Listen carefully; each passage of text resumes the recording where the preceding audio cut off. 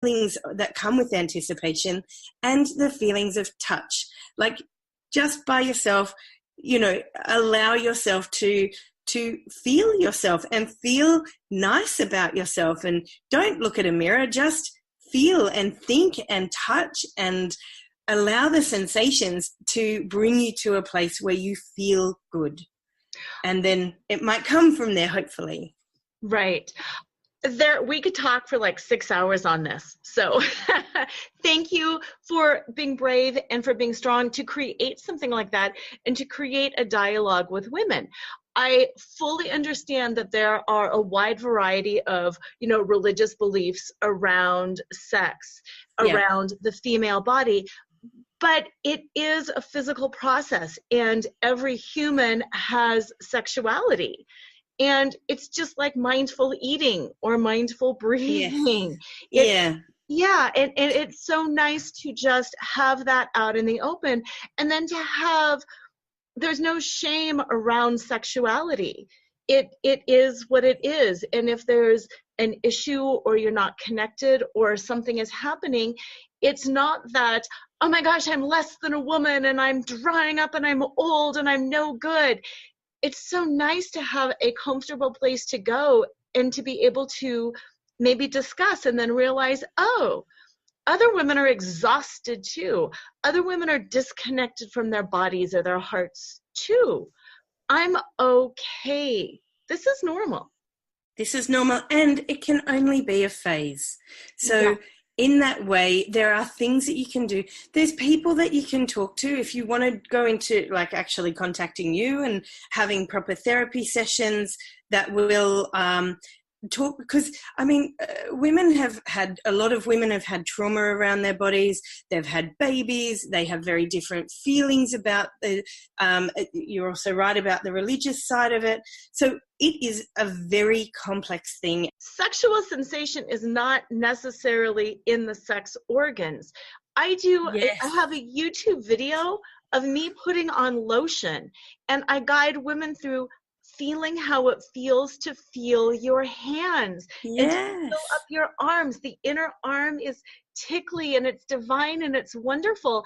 And it doesn't have to be dirty or naughty or sex related. It's physical sensation, and hugging feels good. Touching feels good. Yeah. Touch your hands and your arms. Just do that. Everybody can put on lotion and feel it. And it'll change your day. Putting on hand lotion changes your day.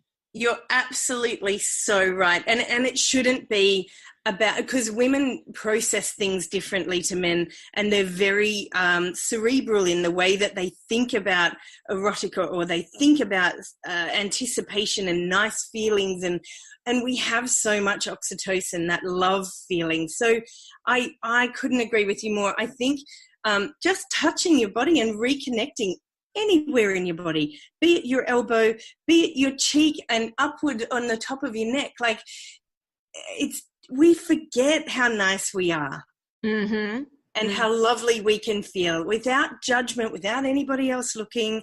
I think it's so important for us to feel good about ourselves, because when we feel good about ourselves, we bring that positive energy to us.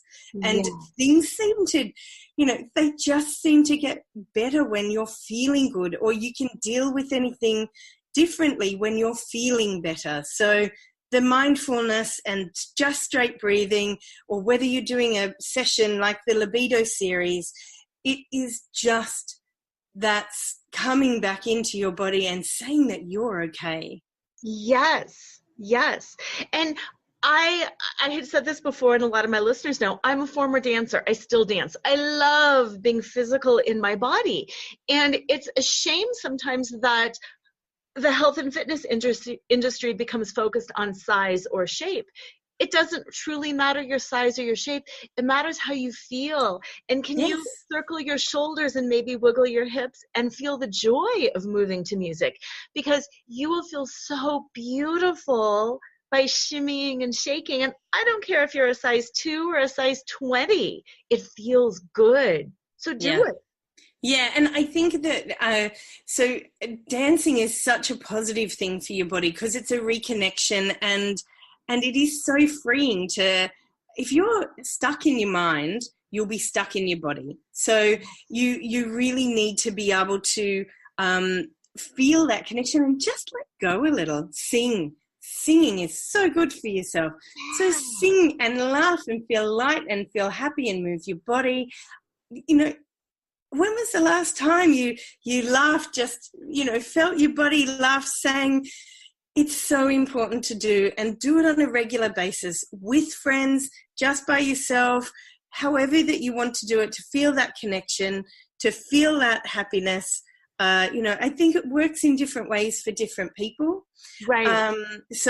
But I like a little alone time. If you can ever close a door and just have a little alone time. And I dance to stuff in the kitchen when I'm cooking food. But oh yeah, I am not a dancer, and I wouldn't publicly go and dance. It's not the thing that I do. But behind a closed door, I enjoy a bit of Shawn Mendes. Oh, absolutely. Yeah. So there's so much shame that is around our bodies, and getting to know our bodies a little better and understand our cycles and understand what feels good and what doesn't feel good, and being able to vocalize that is so empowering and so wonderful for us. Mm-hmm. And I want to tag onto something that you said a bit earlier about the mental connection. I work as a hypnotherapist. I have worked with a lot of women who have been sexually abused, whether it's assault or rape or whatever, and their bodies still responded positively, even though it was abhorrent in their mind and it was wrong. And then there's those layers of guilt and shame. Why did that feel good physically when everything about that experience was wrong? And then they feel horrible about themselves. And there's nothing wrong with that. It's not that you're secretly desiring something. Our bodies sometimes respond. It's okay. Our bodies sometimes don't respond. It's okay. Yes. And I think that you're right. I think when it comes to trauma, there is so much in that you need to unpack, be kind about, allow yourself some grief around it, allow yourself some reflection about it, and also to forgive yourself for the complex feelings that you have. I don't think that there's any right answer. I do think therapy is very important. Yes. In terms of a right answer, being able to talk to somebody and talk through it to as many people as you need to feel better and come to terms with it, but also allowing that to not be your life. And while it is a period of your life and it has a very big impact, you need to also work through some of the stuff about almost a turning point for who do you want to be now.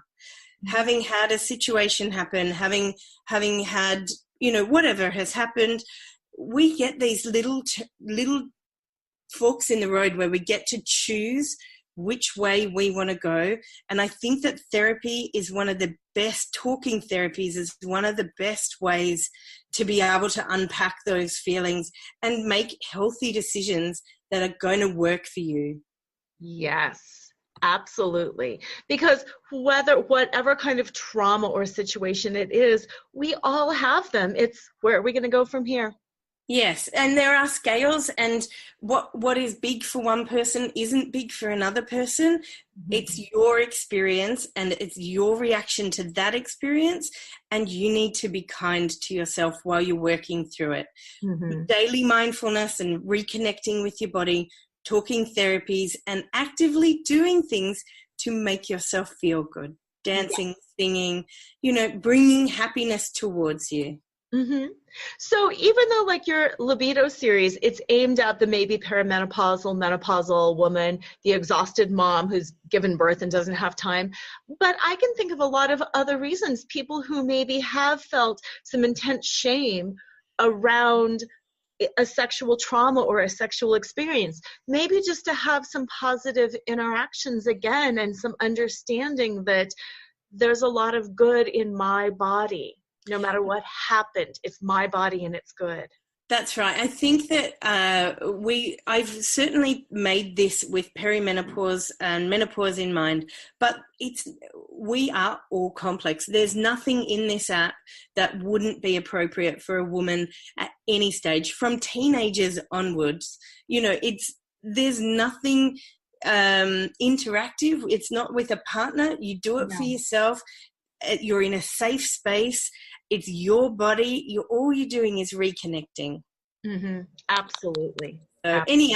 any age is fine, and for any woman at any time, it would be fine.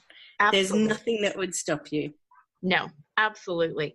So what else? Let's, I love that. Sleep, expressing emotions, reconnecting with yourself physically. What else? Yes, I have some sessions that are just for relaxation, and I also really like the background sounds just to have a nap.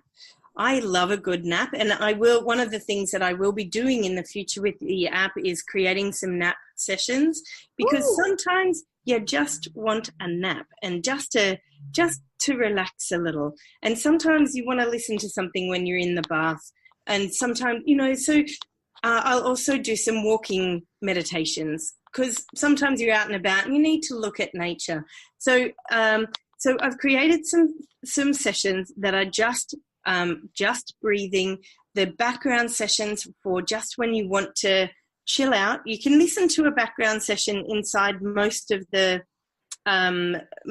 sessions. You can choose at the bottom, you can choose what animation that you'd like to use to breathe with, and then you can also use a different background sound if that's what you want. But having something where you can just relax, I think that relaxation is super important. So I've created that, and I've also got my personal favorite on the app is a very quirky one, which is deep breathing. Ooh. So it's in the breathing pack, and it's called Deeper, Better Breath, and it is literally just me inhaling and exhaling in my nose, and you just trying to match my breath. And I take you from a normal breath or a starting to get relaxed breath to a deeper breath, and then back, all in 5 minutes. Ooh. There's no talking. I think I set it up at the start, but there's no talking. It's just coming in and then really trying to work. But you need to listen to try and stay in line with me. And that actually works amazingly well for me. I bet. That sounds fascinating. I need to try that one. So it's in the breathing pack, and it's about halfway down, and it's called Deeper, Better Breath, I think, not Deeper, Better Breathing. And actually, it's something that I used to use a lot in labour with women. Of course. Yeah, so I'm a doula, and I still go into to help women bring lovely little babies back into the world. Deeper, Better Breathing. It's the very last session on the breathing pack. Okay, perfect. So it actually came from there, because what I used to do with women while in labour is I breathe with them. And I created a whole range of sessions to help them breathe if I'm not there. And that's where this came from. And for me personally, I just find that deep breath, like it's a really hard breath to get to, but it's something that I work towards. I actively try and work towards getting to that deeper breath. And I love it. It feels good. I feel like I've had a really good rush of oxygen to my brain, and I just feel better. It's a really quirky one, but I actually find it really effective for me. Okay, here's what I like about that. I like that you just said you have to work to get there, because you do. And then that occupies that brain space that is normally going, what do I have to do at 3 o'clock? Did I forget this? You're working on it and you're connecting. And for me, I had natural childbirth. I wish you would have been my doula. Oh, congratulations. Well done, you. Thank you. But there is work in focusing on that, because intense physical sensations are happening. And you do need to work to get there. And I think that's sometimes a misperception about mindfulness, that it's just easy and we're relaxed and it feels so great. It does, but it does take an effort. It's not that we just slip into mindfulness and we breathe deep and the pain goes away. Yeah, and I think that we're all a work in progress. So allowing yourself to learn and grow is wonderful. So trying to do something, like a lot of us, we don't take really long, deep breaths. So